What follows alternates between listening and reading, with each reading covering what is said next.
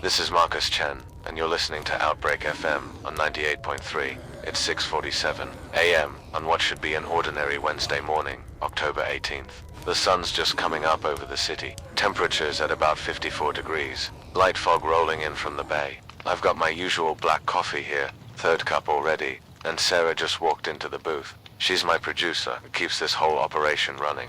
When my brain decides to wander off into sports scores and weekend plans, Sarah's handing me something, a news alert. Her face looks concerned, not the usual concerned like when traffic's backed up or there's a water main break. This is different. She's chewing her bottom lip, which she only does when something's really wrong. Let me read this. There's been an incident at St. Catherine's Memorial Hospital downtown. Multiple reports of violent disturbances in the emergency department starting around 4:30 this morning. Police have been called to the scene. The hospital has initiated lockdown protocols. They're diverting all incoming ambulances to Riverside Medical Center and Community General. Now, St. Catherine's is one of our largest hospitals, nearly 600 beds, trauma center. They handle everything from heart attacks to gunshot wounds. For them to go into lockdown and divert ambulances, that's significant. That's not a small decision. Sarah's pulling up more information on her tablet. She's shaking her head. There are scattered reports on social media from people claiming to be inside the hospital or near it, saying there's screaming, saying security is trying to contain something in the ER. One person posted that they saw someone bite a nurse, actually bite her. Like an animal. I'm going to be straight with you because that's what I do on this show. I don't know what to make of that. Could be someone on drugs, PCP, bath salts. Those substances can make people incredibly violent and disconnected from reality. We've seen cases like that before, but for an entire hospital to lock down, for ambulances to be rerouted across the city, that seems like more than one person having a bad reaction. That's 6:54 now. Let me try to get someone from St. Catherine's on the line. Sarah's pulling up the hospital's public information office number. Let's see if anyone's answering this early. Ringing 4 times. 5, usually someone picks up by now. Even early morning. 8 rings. 9. This is unusual. Hospitals always have someone manning the phones, especially their main lines. Someone needs to be available for emergencies, for press inquiries, for families trying to reach patients. Don't answer. Sarah's trying the emergency department directly now. Different line. Same result. Just ringing into a void. That's not right. That's not normal. I'm looking at the news feeds. Local TV hasn't picked this up yet. They're still running their morning show programming, but Twitter is lighting up. People in the neighborhoods around the hospital are posting. They're hearing sirens. Lots of sirens. Police, ambulances, fire trucks, all converging on St. Catherine's. Asterisk one post from about 10 minutes ago shows a photo. It's distant, blurry, taken from an apartment window maybe 6 blocks away. But you can see the hospital building. You can see emergency vehicles, lots of flashing lights, red and blue painting the early morning fog. Sarah just got a text from her friend who's a paramedic with the city. She's reading it to me. Her friend says all units have been told to avoid St. Catherine's as some kind of contamination event. Hazmat protocols are in effect. The fire department's hazmat team is suiting up. Contamination. That word changes things. That could mean chemical spill, biological exposure, gas leak. Hospitals have all kinds of hazardous materials. Medical waste, cleaning chemicals, radioactive materials for imaging. If something leaked or mixed wrong, you could have a serious problem very quickly. But contamination doesn't usually make people bite other people, unless we're talking about something that affects the brain. Neurotoxins. Certain chemicals can cause hallucinations, aggression, loss of impulse control. It's 7:02. I need to give you the facts as I have them. St. Catherine's Memorial Hospital is under lockdown. There are reports of violent incidents inside the emergency department. Multiple emergency service units are on scene. Hazmat teams are deploying. The hospital is not taking calls. Ambulances are being diverted to other facilities. If you have family or friends at St. Catherine's, I know you're worried. I would be too. We're working to get more information. As soon as I know something concrete, you'll know it. Sarah's monitoring police radio now. She's got her headphones on, listening to the chatter. Her eyes are getting wider. She's waving at me, mouthing something. I'm putting her on speaker so we can both hear. The police are requesting additional units. They're setting up a perimeter, 2 blocks around the hospital in every direction. They're evacuating nearby buildings, apartment complexes, businesses, an elementary school that's just starting its day. Why would you evacuate buildings around a hospital unless you thought whatever's inside could spread, could get out? A police lieutenant just said something on the radio, said they have multiple subjects exhibiting extreme violence, said subjects are not responding to verbal commands or physical restraint, said several officers have been injured. Several officers injured at a hospital during what was supposed to be a contamination event. I'm trying to piece this together logically. A contaminated person comes into the ER, maybe they were exposed to something, chemicals or biological agent. They start getting sick. They become violent as the substance affects their brain. They attack staff. Staff get exposed through blood or other fluids. They start showing symptoms. Now you have multiple violent, contaminated people. Asterisk, that's the logical explanation. That's what makes sense. But there's something in Sarah's expression, something in the way she's looking at her phone, scrolling through social media posts. That tells me this might not be logical, might not make sense. It's 7:09.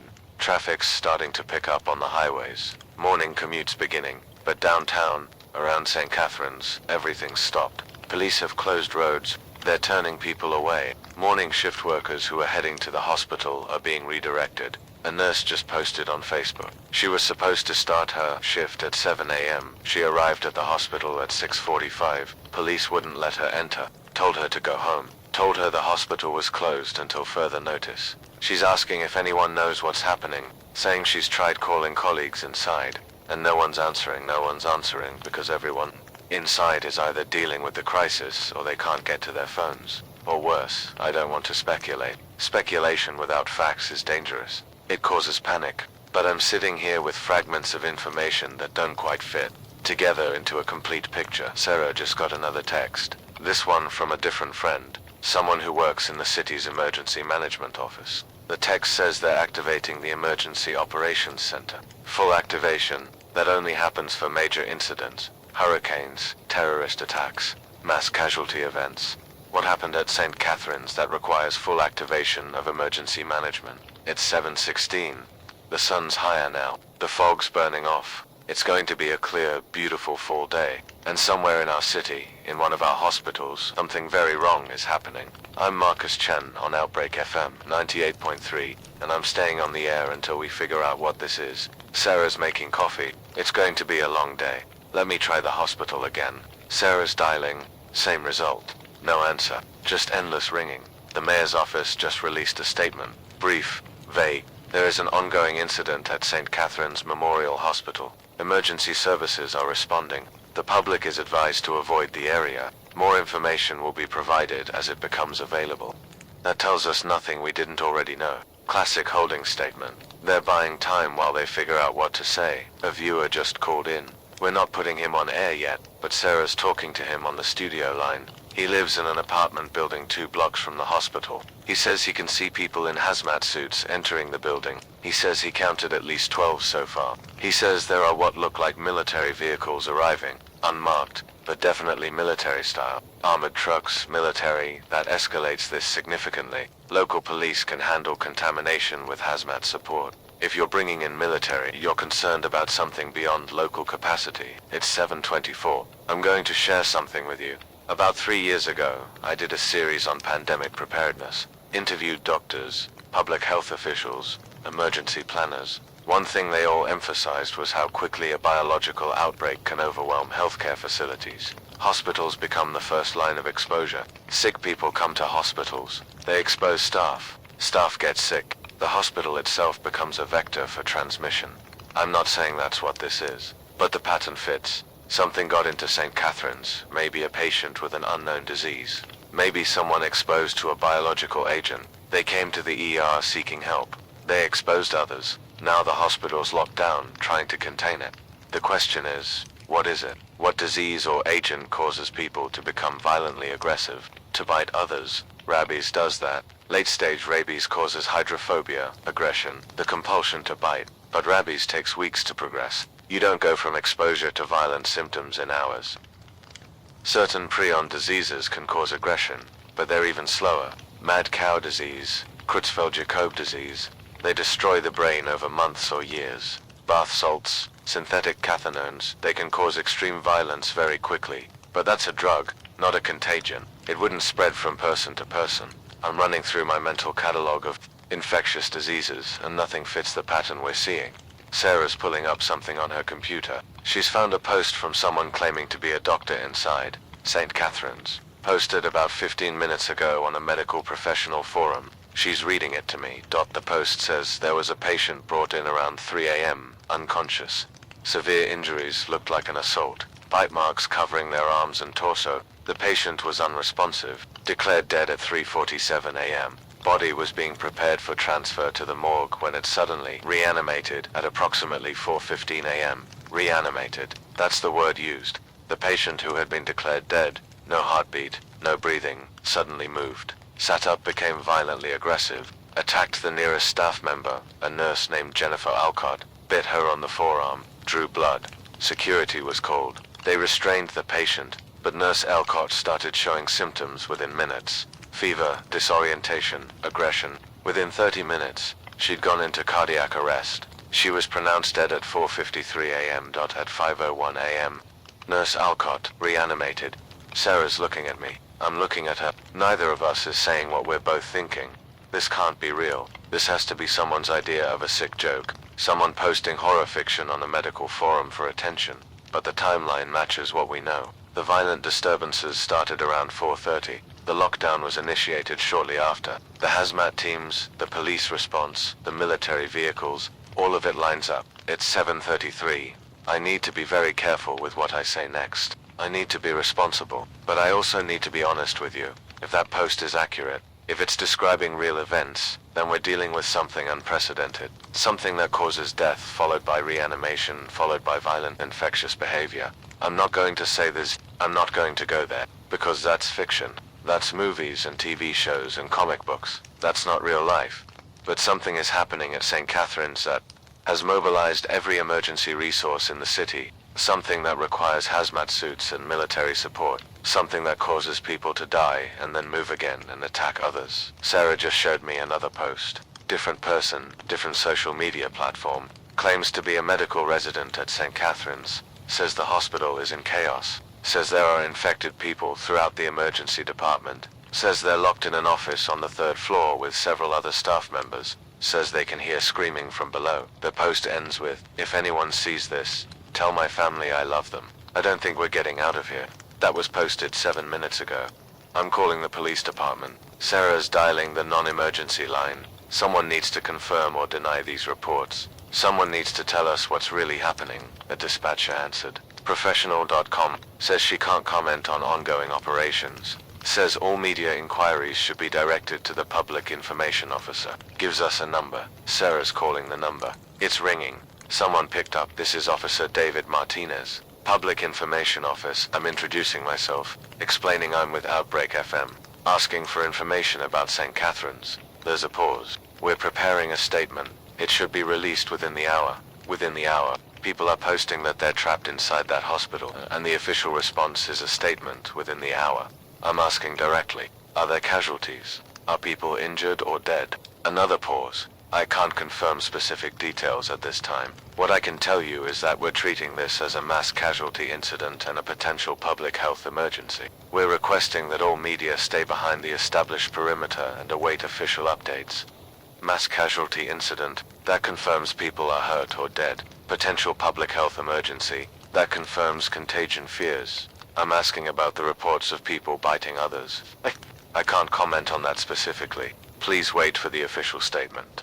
His voice changed when I asked that. Less professional, more uncertain. He knows something. Something that's rattling even the public information officer.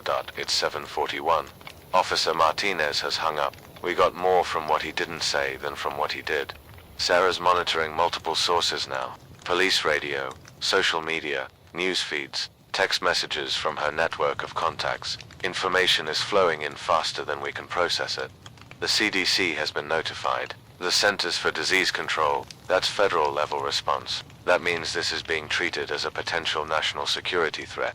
The National Guard has been activated. Units are mobilizing, expected to arrive within 2 to 3 hours.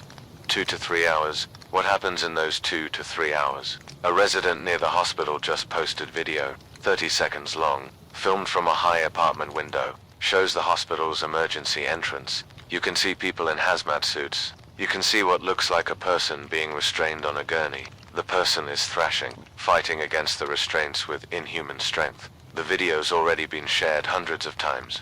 It's going viral. The story's getting out, spreading faster than any official response can manage. At 7:48, local TV news has picked it up. They're cutting into regular programming. Breaking news. Situation at St. Catherine's Hospital. They're being cautious, using the same vague language as the police. But they're showing the video. They're showing the police perimeter. They're interviewing people who are worried about family members inside. My phone's ringing. Sarah's phone's ringing. The studio lines are lighting up. Everyone wants to know what's happening. Everyone's scared. I can't answer most of the calls. I can't tell people what I don't know for certain. But I can tell them what we're seeing, what we're hearing, what's being reported. A doctor from Community General just called. Sarah's talking to him. He's saying they've received 3 patients transferred from St. Catherine's before the lockdown. All 3 have severe bite wounds. All 3 are showing rapid deterioration. High fever, seizures, extreme aggression. They've been placed in isolation. That the doctor's voice is shaking. He's scared. Doctors don't scare they've seen everything. But this doctor is scared. It's 7:54. I've been on the air for over an hour. Normally I'd break for news and commercials. Not today. We're staying live, continuous coverage, until we understand what's happening. The mayor's holding a press conference at 8:30 a.m. That's 36 minutes from now. Maybe we'll get real answers then. Maybe we'll get truth instead of carefully crafted statements designed to prevent panic. But panic might be appropriate. If what we're hearing is true, if people are dying and reanimating and attacking others, if this is spreading from person to person through bites, then panic might be the rational response. Sarah's showing me a map. Someone's plotting confirmed reports of violence or unusual activity. St. Catherine's is the epicenter, obviously, but there are scattered reports from other locations. A convenience store about 2 miles from the hospital, a residential neighborhood 3 miles away, a gas station on the outskirts of downtown. Either this is mass hysteria, everyone's seeing threats that aren't there because they're scared, or this has already spread beyond the hospital. It's 8:02. The sun's fully up now. Traffic reports are coming in. Major delays downtown due to road closures. People are being advised to avoid the entire central district if possible. Businesses are closing. Schools are dismissing students early or not opening at all. The city's shutting down. One hospital incident and the entire city's grinding to a halt. A text message just came through to Sarah from her paramedic friend again. It's short. Stay inside. Lock your doors. This is real.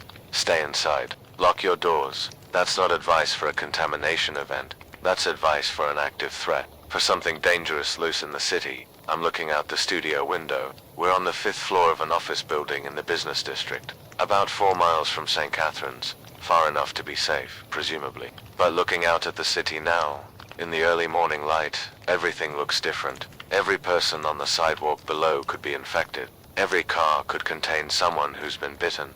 I'm being paranoid. I know I am. But paranoia keeps you alive when the threat is real. It's 8:09.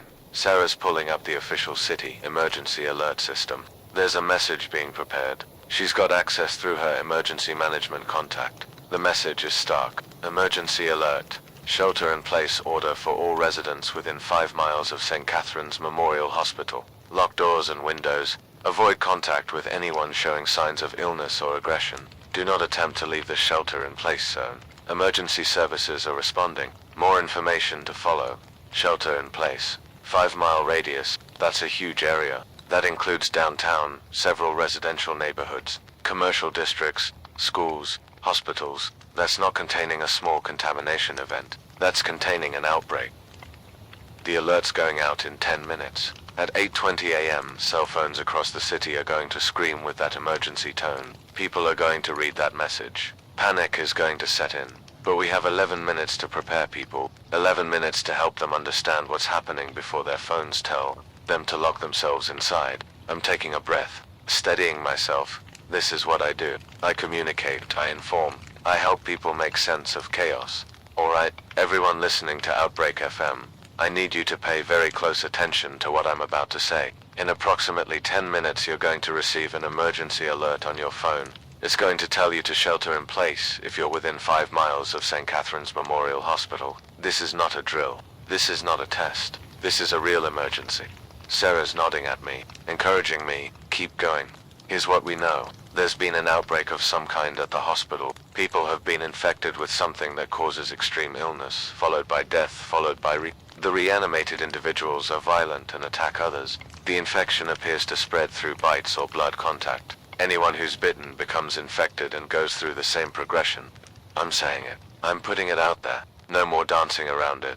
The authorities are responding. Police, fire, hazmat, military, everyone's mobilizing. But this is spreading faster than they can contain it. That's why the shelter-in-place order is going out. I'm looking at Sarah, she's crying. Quietly, tears running down her face. But she's still working. Still monitoring feeds. Still doing her job.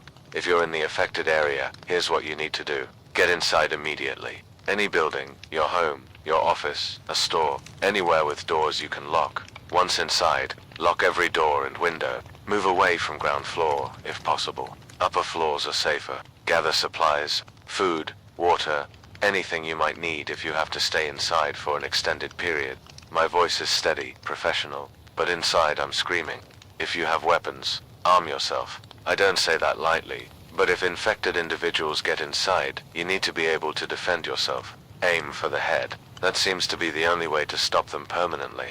I can't believe I'm giving advice on how to fight reanimated dead people. This morning I was talking about traffic and weather. Now I'm explaining survival tactics. Avoid contact with anyone who's been bitten or who shows signs of infection.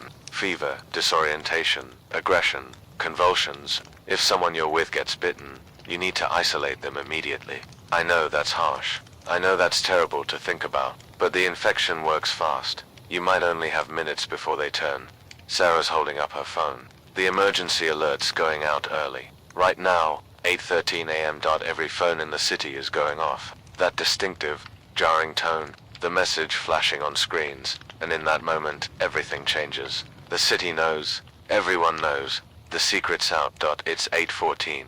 I'm watching the street below. People stopping, looking at their phones. Confusion turning to fear. Some people starting to run. Others standing frozen, unable to process what they're reading. A car just crashed at the intersection. Driver must have been reading the alert, not paying attention. Other cars are honking, swerving, causing more chaos. This is how society breaks down. Not with a bang, but with a phone alert. It's 8:17. The police radio is going crazy. Officers calling in incidents all over the city, not just near the hospital now. Scattered reports from every direction, someone screaming in the background of one transmission. Officer requesting backup, saying suspect is not responding to commands, saying suspect appears to be deceased but is still moving. Another transmission. Officer down, bitten, requesting immediate medical. Medical for what? If you're bitten, you're infected. You're dead. You just don't know it yet. Sarah's showing me social media. It's exploding. Videos, photos, panicked posts. People sharing information, rumors, theories. Some of it accurate, most of it speculation and fear. One video shows something that looks like a person shambling down a residential street. Movements wrong, jerky, uncoordinated, face is pale, mouth dark with what might be blood. The video cuts off with a person filming screaming and running. Another video from inside a building. Office workers have barricaded themselves in a conference room. They're piling furniture against the door. Someone's crying. Someone else is on the phone saying please send help. It's 8:22. The mayor's press conference is in 8 minutes. But I don't think anyone cares about the press conference anymore. The time for official statements has passed. We're in survival mode now. I'm getting texts from my family. My daughter's at college, 2 hours away. She saw the news. She's asking if I'm safe. I'm telling her I'm fine, telling her to stay where she is. Stay away from the city. My ex-wife is texting. She's at work, inside the shelter zone. She's locked in her office, asking me what to do. I'm telling her the same thing I told everyone else. Stay inside, lock the doors, wait for help. But will help come? Can help come? If this is spreading as fast as it appears to be, how do you help a city of hundreds of thousands? Sarah's tugging my arm, pointing at her screen. The CDC has released a statement. The CDC is aware of an outbreak situation in city name. We are coordinating with local and state authorities. Initial reports suggest a novel pathogen with rapid onset and severe neurological effects. The pathogen appears to be transmitted through bodily fluids, particularly blood and saliva. Avoid contact with infected individuals. If exposed, Seek immediate medical attention. More information will be provided as our investigation continues. Novel pathogen. They're admitting they don't know what this is. This is something new. Something they haven't seen before. It's 8:26. 4 minutes until the mayor speaks. Assuming he still speaks. Assuming he's not dealing with his own crisis. I'm taking another drink of coffee. It's cold now. Doesn't matter. The caffeine's not even registering anymore. I'm running on pure adrenaline. The studio door's locked. Sarah checked it twice. We're on the 5th floor. No easy access. We have supplies. Water, snacks, coffee. We can stay here for a while if we need to. But eventually, we'll need to leave. Eventually, supplies run out. And then what? It's 8:28. I'm watching the news feed. They're showing the podium where the mayor will speak. Empty right now. Someone's adjusting microphones. The mayor appears. He looks terrible. Pale, sweating, tie loosened. This is not the composed politician I've seen at dozens of press conferences. This is a scared man trying to hold it together. Good morning. At approximately 4:30 a.m. today, St. Catherine's Memorial Hospital reported a medical emergency involving multiple patients exhibiting severe and unusual symptoms. Despite the best efforts of medical staff and first responders, the situation has deteriorated rapidly. He's choosing his words carefully, but his hands are shaking.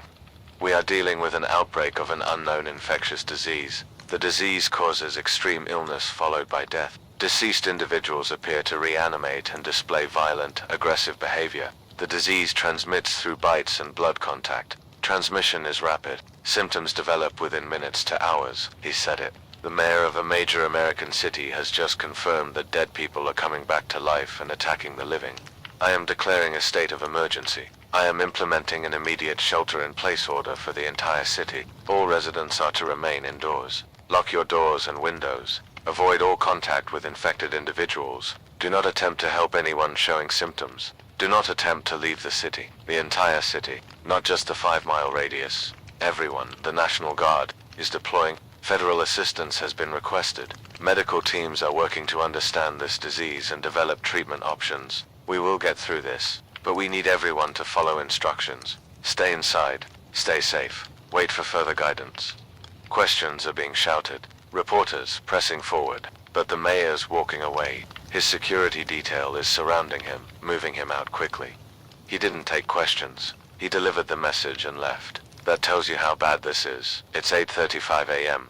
The city is officially in lockdown. Everyone's supposed to be sheltering in place. But I'm watching the street below and people are still moving. Some trying to get home, some trying to leave the city despite the mayor's orders. Others just wandering, in shock, not knowing what to do. A scream. From the street below, Sarah and I rushed to the window. Someone's being attacked. A woman attacked by what was once a man. He's on top of her, biting, clawing. She's screaming, fighting back, but he's too strong. Other people are running away, not helping, just running, saving themselves while watching someone die, watching someone get infected, and we can't do anything. We're 5 floors up. By the time we could get down there, it would be over. It is over. The woman stopped struggling. The man, the infected, is still hunched over her, feeding. I'm turning away from the window. I can't watch this. Sarah's crying harder now. It's 8:38. I need to get back to the microphone. People are listening. People need information, need guidance, need to hear a human voice telling them they're not alone. This is Marcus Chen on Outbreak FM. I'm still here. I'm still broadcasting, and I'm going to stay on the air as long as I can. My voice cracks. I'm losing my composure, but I continue. I just watched someone die on the street below our studio, attacked by an infected. It happened fast, seconds, and now that person will become another infected, will attack someone else. That's how this spreads. That's how it grows exponentially. I'm wiping my eyes. Professional broadcaster falling apart on air, but maybe that's okay. Maybe people need to know I'm human too. I'm scared too. We're at the beginning of something unprecedented, something terrifying, but we're not helpless. We can survive this. We can protect ourselves and each other. Sarah's nodding, writing notes, passing them to me. Here's what we know about the infected. They're drawn to noise and movement. They're strong, stronger than they were in life. They don't feel pain. They don't tire. The only way to stop them is to destroy the brain. Severe head trauma. That's it. I'm reading from Sarah's notes now. Information she's compiled from reports, videos, eyewitness accounts. They're not fast. They shamble. They lurch. You can outrun them easily if you're not cornered, but they're persistent. They don't give up. They'll follow you, chase you, until they catch you or until you destroy them. Another note from Sarah. If you're bitten, the infection works fast. Fever within minutes, convulsions within the hour, death within 2 to 3 hours, reanimation within 5 to 10 minutes after death. That's the timeline. That's what you're dealing with. I'm looking at Sarah, she's looking at me. We both know what this means. If either of us gets bitten, the other one has a terrible choice to make. It's 8:44. I'm checking my phone. Messages from colleagues at other radio stations. Some are evacuating. Some are staying on air like me. One station has already gone silent. Either they left or something happened to them. The TV news is still broadcasting. Shaky camera footage from helicopters. Aerial views of the city. You can see smoke rising from several locations. Fires burning. You can see crowds in the streets. Some fleeing, some fighting. Some just milling around in confusion. You can see the infected. Even from the air, you can tell which ones are infected. The way they move, the way they hunt. It's 8:49. Sarah's monitoring emergency radio. The hospital at the center of this, St. Catherine's, has gone completely dark. No communications, no signals. Either everyone inside is dead or they've completely sealed themselves off.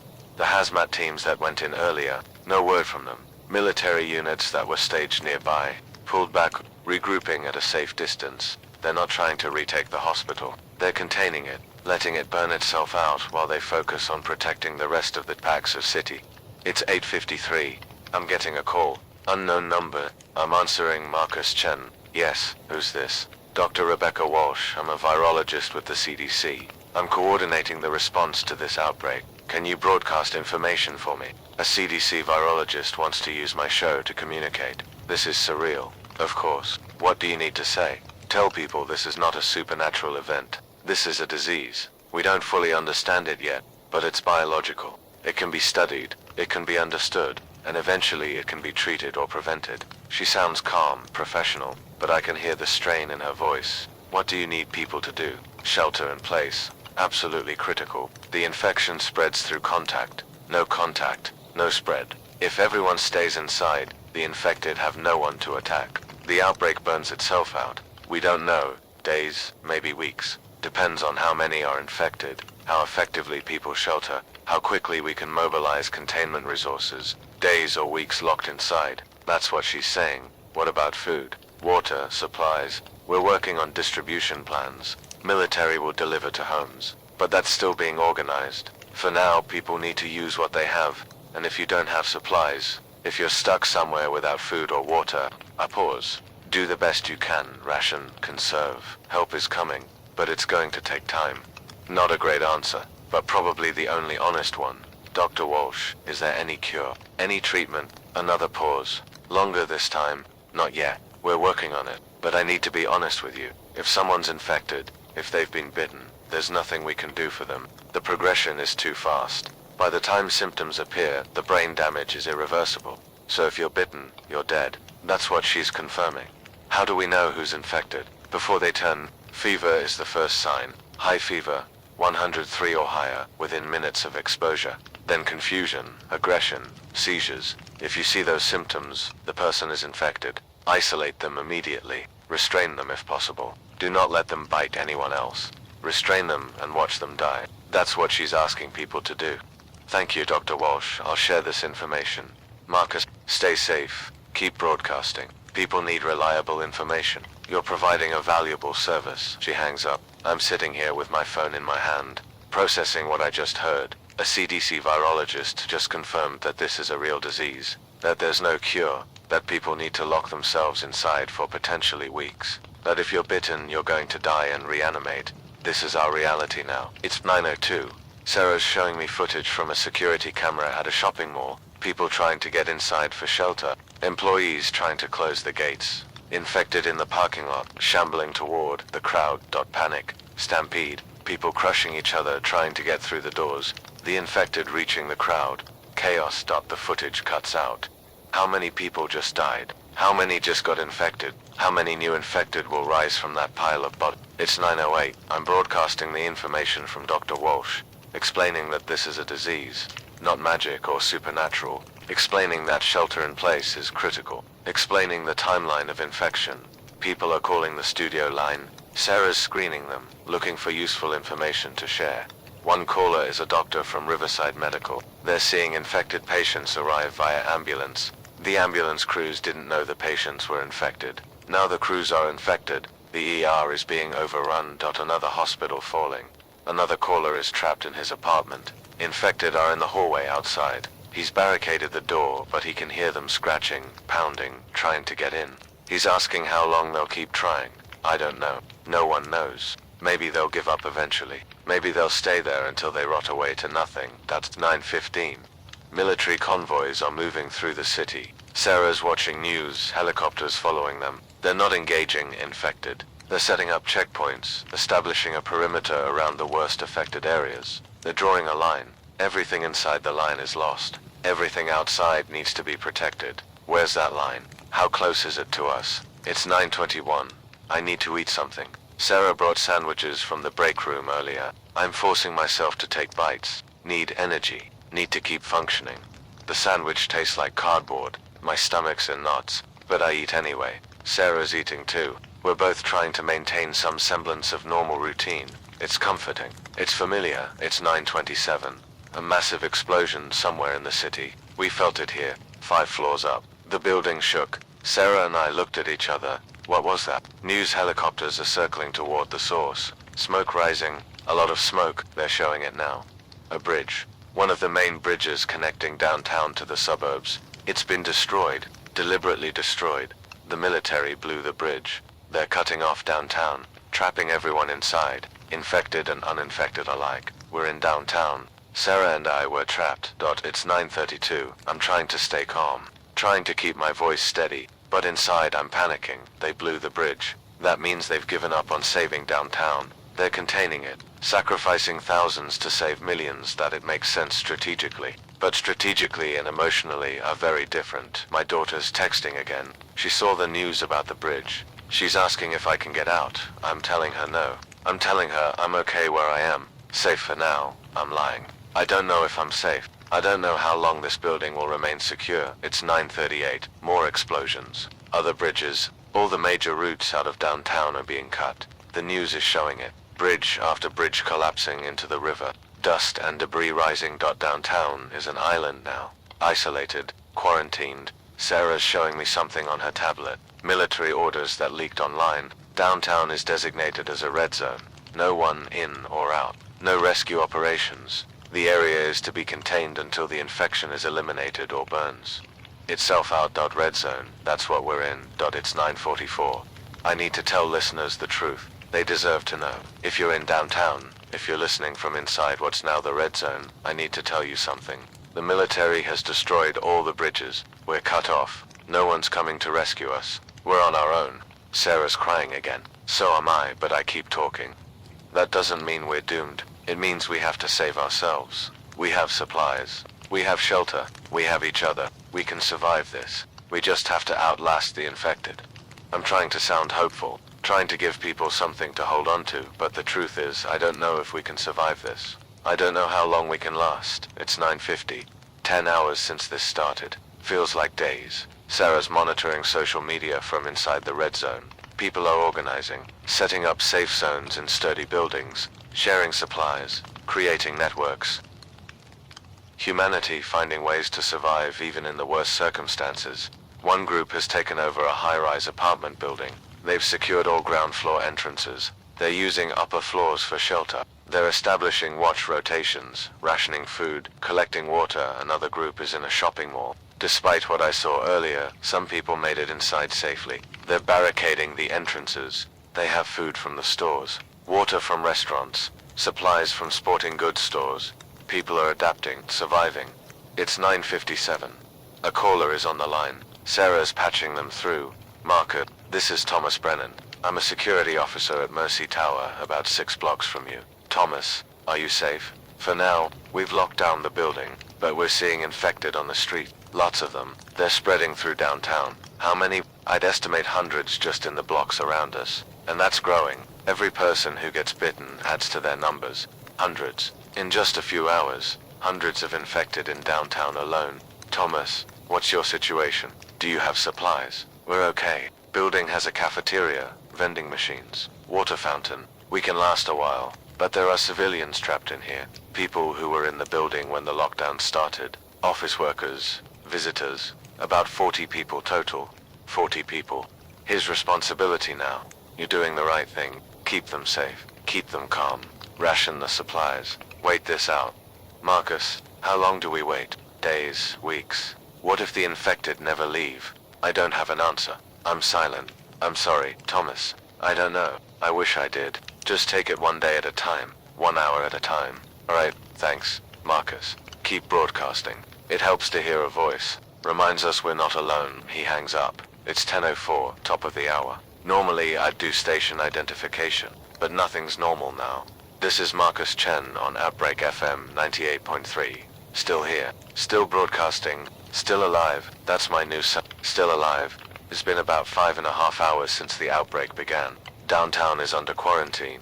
Bridges are destroyed. Military has established a perimeter. Inside the red zone, thousands of people are sheltering. Outside the red zone, authorities are trying to contain further spread. Sarah's passing me updated numbers. Estimates from various sources. Current estimates suggest hundreds of infected in downtown alone. Thousands citywide. Those numbers will grow as more people are bitten, more people turn. But they'll also shrink as infected are destroyed or as they deteriorate naturally. Do they deteriorate? Do the bodies eventually break down? Or do they keep shambling forever? No one knows. This is all too new. It's 10:11. I'm looking out the window again. The street below is quieter now. Most people have found shelter, but there are infected wandering. 3 of them visible from here. They're moving aimlessly, searching for prey. One of them was wearing a nurse's uniform, probably from St. Catherine's. She's been wandering the streets for hours now. Another was a police officer, still has his gun belt, not that it helps him now. The third looks like a businessman, suit torn and bloodied, briefcase still clutched in one hand, dragging on the ground as he shambles. These were people. Hours ago they had lives, families, plans for the future. Now they're monsters. It's 10:18. Sarah's found something online, a video from inside St. Catherine's Hospital, posted by someone who's been hiding there since the beginning. Should we watch it? Do we want to see? Sarah's playing it. The footage is shaky, dark. Emergency lighting, casting everything in red dot. The person filming is whispering. This is Dr. Elizabeth Hart. I'm in the research wing, 4th floor. I've been here since the outbreak started. I need someone to know what happened. She's moving through hallways, stepping over debris. We can't see bodies, but we can hear sounds. Moaning, scratching, shuffling footsteps. It started with one patient. John Doe brought in from an assault. He died, then he came back. He infected Nurse Alcott. She turned. Then Dr. Patterson, then security guard Morrison. It spread through the ER in minutes. She's breathing hard, scared. We tried to contain it, tried to lock down the ER, but it was too late. They broke through, spread to other departments. Within an hour, half the hospital was infected. She's reaching a door locked. She's unlocking it with a key. I've been documenting everything, taking samples, recording observations. Someone needs to understand this disease. Someone needs to find a cure. The door opens. Inside is a small lab. Equipment, computers, refrigeration units. I've collected blood samples from infected individuals, tissue samples. I've been running tests, and I've found something. She's moving to a computer, showing data on screen, complex graphs and charts I don't understand. This isn't natural. The pathogen, whatever it is, it's been engineered, designed. This is a biological weapon. What? Someone created this. Someone released it intentionally. This was an attack. The video cuts to black. That's it. That's all she recorded. Or that's all she had time to record before something happened to her. It's 10:25. I'm trying to process what we just saw. Sarah's replaying it, making sure we heard correctly. Dr. Hart said this was engineered. A biological weapon. An attack dot. If that's true, this wasn't an accident. This wasn't a natural outbreak. Someone did this deliberately. Why? Sarah's searching for more information about Dr. Hart. Elizabeth Hart, research physician at St. Catherine's Memorial, specializes in infectious diseases. Published several papers on viral pathology. She's credible. If she says it's engineered, she has reason to believe that. But where's she now? Is she still alive? Still hiding in that lab? It's 10:32. I'm sharing what we saw, telling listeners about Dr. Hart's video. about her claim that this is a biological weapon. If this is true, if this was deliberately released, then we're dealing with terrorism on an unprecedented scale. Someone weaponized a disease that turns people into violent, reanimated corpses. Someone unleashed that in our city. Sarah's nodding. This changes everything. The question is who, and why our city? Why now? No answers. Just more questions. It's 10:39, a text message. From an unknown number. Marcus Chen. Stop broadcasting about Dr. Hart. Stop sharing that video. You're causing unnecessary panic. This is an official warning. Who sent this? How did they get my number? I'm showing it to Sarah. She's scared. Someone's monitoring us. Watching what we broadcast. I'm not stopping. People deserve to know the truth. I'm reading the text on air. Every word. Someone just threatened me. Told me to stop sharing information about Dr. Hart and her findings. I'm not going to stop. You deserve the truth, even if the truth is terrifying. Sarah's checking security cameras in the building, making sure no one's coming for us. Everything looks clear. For now. It's 10:44. More calls. More messages. People are scared. People want guidance. I'm doing my best. Sharing what I know. Being honest about what I don't know. One caller asks if the government is going to nuke the city. Just destroy the whole thing to eliminate the infection. I tell him I don't think so. I hope not, but I don't really know. It's a terrifying question, and I don't have a comforting answer. It's 10:51. Sarah's found more videos online. People documenting their experiences. Some are heartbreaking. Families trapped together, recording final messages to loved ones. Some are terrifying. Infected, breaking into buildings, attacking people.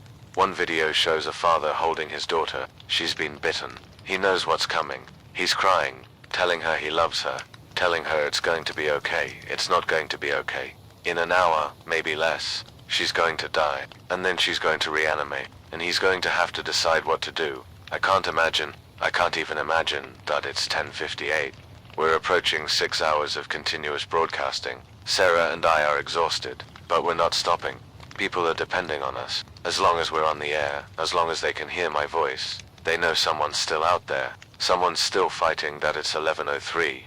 Sarah's monitoring emergency broadcasts from other cities. There are reports of outbreaks in at least 3 other major cities. This isn't just us. This is coordinated, simultaneous attacks across multiple locations. If Dr. Hart was right, if this is a biological weapon, then it's being deployed nationwide, maybe worldwide. This isn't a local crisis. This is a global catastrophe. It's 11:09. I need to take a break. Just 5 minutes. Get water, use the bathroom, clear my head. Sarah's taking over the microphone. She's nervous. She's never been on air before, but she's capable. She's smart. She can do this. I'm stepping away. Walking to the bathroom. My legs are stiff from sitting so long. The bathroom is quiet, peaceful. I'm splashing water on my face. Looking at myself in the mirror. I look terrible. Pale, exhausted. Eyes red from stress and fear. But I'm alive. Still alive. That's something. I'm heading back to the studio. 5 minutes have passed. Sarah's done well. Sharing updates, reading messages, keeping people informed. It's 11:16. I'm back at the microphone. Sarah's relieved. She did great, but she's happy to hand back. Alright, I'm back. Marcus Chen, still here on Outbreak FM. Our caller's on the line. Sarah's patching them through. Marcus, this is Officer Jessica Ramirez. I'm with the city police, trapped in the red zone like everyone else. Officer Ramirez, what's your situation? I'm in the police station downtown with about 20 other officers. We're safe for now. But Marcus, I need to tell you something. About 6 hours ago, before everything went to hell, we arrested someone, okay? He had vials, sealed containers of some kind of liquid. We thought it was drugs. Tested it on site. Results were negative for known substances. We were going to send it to the lab for analysis. My heart's racing. Where's that person now? Dead. Killed himself in the holding cell. Bit through his own tongue. Choked on the blood. Died before we could get medical help and the vials. Still here. Evidence locker. Sealed. Secured. But Marcus, I'm wondering if those vials are connected to this outbreak. If that person was planning to release whatever's in them. If that's true, if they stopped someone with more of the bioweapon, there might be others. Other attackers, other releases planned. Officer Ramirez, are the vials secure? Could they break? Could they leak? They're in sealed evidence bags, inside a locked container, inside a locked room. They should be safe. But if this building gets overrun, if infected get in, I don't know what happens. We need those vials. The CDC needs them. Scientists need to study them, understand the weapon, develop a cure or treatment. Officer, can you get those vials to someone? Someone who can analyze them. How? We're cut off. Bridges are down. We're trapped in the red zone. She's right. No way to get the vials out. Not right now. Keep them secure. Keep them safe. When this is over, when the red zone opens up, those vials might be the key to stopping this. I'll do my best, Marcus. He hangs up. It's 11:24. 6 hours since this started. Feels like forever. Sarah's showing me something on her computer. Military communications. They're discussing the red zone. Discussing options. Containment is holding. The infection hasn't spread beyond the destroyed bridges. Outside the red zone, authorities are establishing safe zones, evacuating civilians, quarantining anyone who might have been exposed. But inside the red zone, it's chaos. Thousands trapped, hundreds infected, no immediate rescue plan. They're considering options. Airlifting people out, but that's risky. How do you verify someone's not infected? One infected person on a helicopter could doom everyone aboard. Chemical strikes. Deploy gas that kills infected, but it would kill uninfected too. Unacceptable. Waiting it out. Let the infected eventually deteriorate, die permanently. But that could take weeks or months. How many survivors would last that long? No good options. Just terrible ones and worse ones. It's 11:31. A loud crash from somewhere in the building. Sarah and I freeze. Something's in the building. Ground floor maybe. Could be infected. Could be survivors looking for shelter. Sarah's checking security cameras. Ground floor entrance. The glass doors are shattered. Something broke through. 3 infected. Shambling through the lobby. Looking around. Searching there in our building.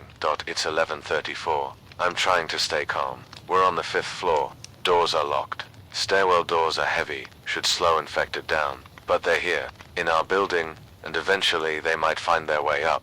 Sarah's checking all camera feeds. Lobby. Stairwells. Hallways. The 3 infected are spreading out. One's heading toward the elevators. The others toward the stairs. Elevators won't work. We shut them down an hour ago. But the stairs are accessible. Heavy doors. Locked. But if the infected push hard enough, if enough of them gather, they might break through.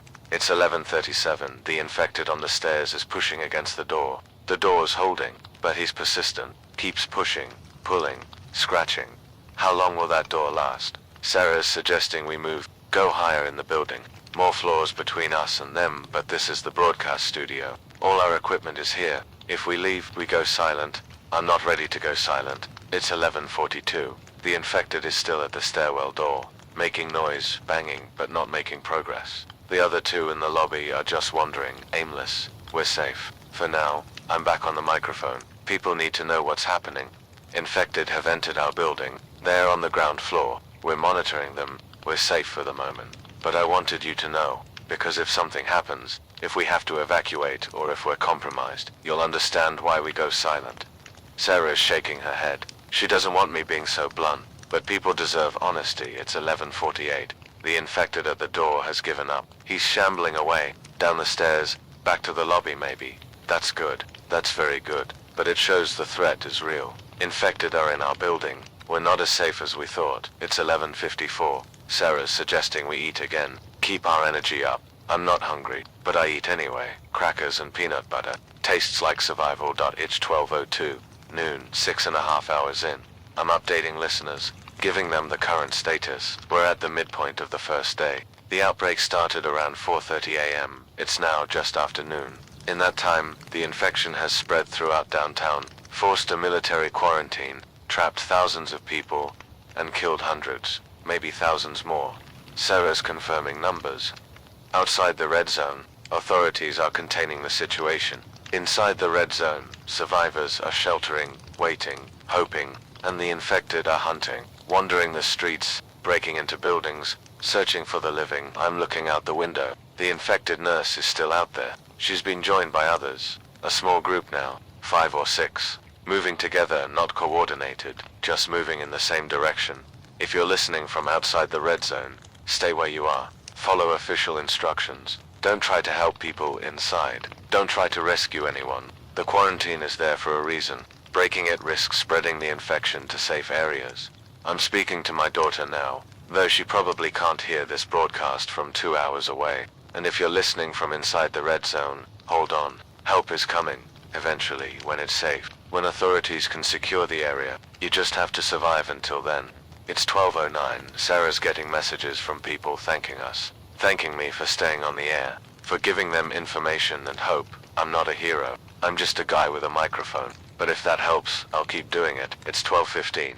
A sound outside the studio door. In the hallway. Footsteps. Sarah and I look at each other. Someone's on the 5th floor. Infected. Or survivors. The footsteps stop outside our door. A knock. Hello. Is anyone in there? A human voice, scattered and dispedded. I'm going to the door.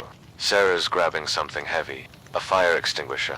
Just in case. Who are you? My name's David. David Park. I work in the office down the hall. I heard voices. Heard the broadcast. Can I come in? How do I know he's not infected? Are you bitten? Are you hurt? No. I'm fine. I've been hiding in my office since this started. But I'm running out of water. I need help. Sarah's looking at the security camera in the hallway. It's him. Middle-aged Asian man in business casual. Looks terrified but not injured. No visible bites. I'm unlocking the door. Opening it slightly. The chain's still on. He's there. Hands up. Showing me he's unarmed. Please. I just need water. Maybe a place to stay that's safer than my office. I'm studying his face. His eyes. Looking for signs of infection, fever, confusion, aggression. He looks normal. Scared, but normal. I'm unlocking the chain. Opening the door. Come in.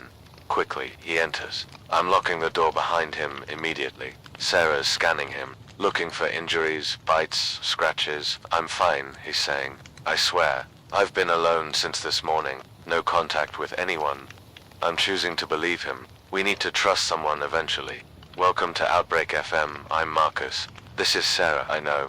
I've been listening. It's 12:22. David's drinking water. Lots of it. He was clearly dehydrated. He's telling us his story. Came to work early. Around 6 a.m. Was in his office when the emergency alert started. Saw infected from his window. Locked himself in. Been there ever since. He's an accountant. Works for a firm on this floor. Never expected to be trapped in an apocalypse scenario. None of us did. It's 12:29. 3 of us now. Safety in numbers. More eyes to watch cameras. More hands if we need to defend ourselves. David's asking if he can help. He wants to contribute. He can monitor feeds, track information, anything useful. Sarah's setting him up at a computer, teaching him what to look for. We're building a team. A small one, but a team. It's 12:35. I'm back on air, telling listeners about David, about how even in crisis, humanity finds ways to connect and cooperate.